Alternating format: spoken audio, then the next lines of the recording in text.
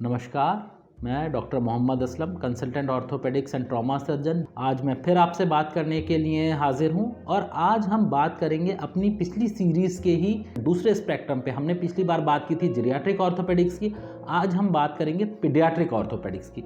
जैसे मैंने बताया था कि बुज़ुर्ग लोगों की और जवान लोगों की हड्डी में फ़र्क होता है, ऐसे ही बच्चों की हड्डियों की जो संरचना होती है वो जवान लोगों से बिल्कुल अलग होती है। उनकी जो चोट लगती हैं उनको हमें बिल्कुल अलग तरीके से ट्रीट करना होता है, क्योंकि बच्चों की हड्डियां जो होती हैं बढ़ती हुई हड्डियां होती हैं। उनके जो एंड्स होते हैं वो एपिफाइजियल एंड्स होते हैं जहां हड्डी बढ़ती है। तो बच्चों में क्या होता है कि जब भी कोई चोट लगती है तो उसमें संभावना रहती है कि उम्र के साथ साथ सुधार भी आ सकता है और ख़राब भी हो सकती है। जो वो डिफॉर्मिटी हैं वो बढ़ सकती हैं।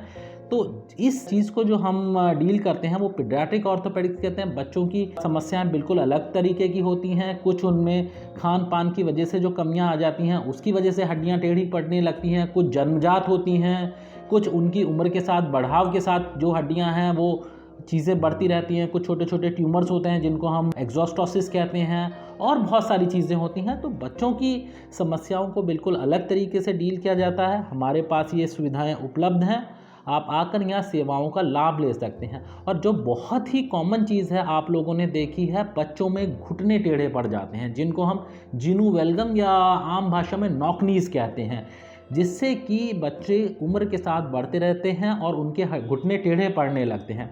इसकी जो सबसे कॉमन समस्या है वो है विटामिन डी डिफिशिएंसी।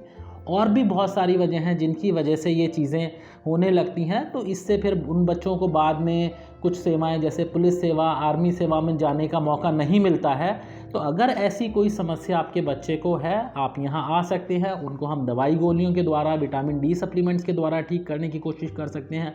अगर नहीं हो रहे तो बहुत छोटे ऑपरेशन होते हैं, एपिफाइसल स्टेपल्स होते हैं, स्टेपल्स लगा के उनकी ग्रोथ को मॉडिफाई किया जा सकता है और उससे वो उम्र के साथ धीरे धीरे वो घुटने सीधे हो सकते हैं। अगर आपके परिवार में, आपके घर में किसी बच्चे के पैर टेढ़े हैं, घुटने मुड़े हुए हैं, आप इन सब समस्याओं के लिए दुआ हॉस्पिटल में संपर्क कर यहाँ इन सुविधाओं का लाभ उठा सकते हैं। धन्यवाद।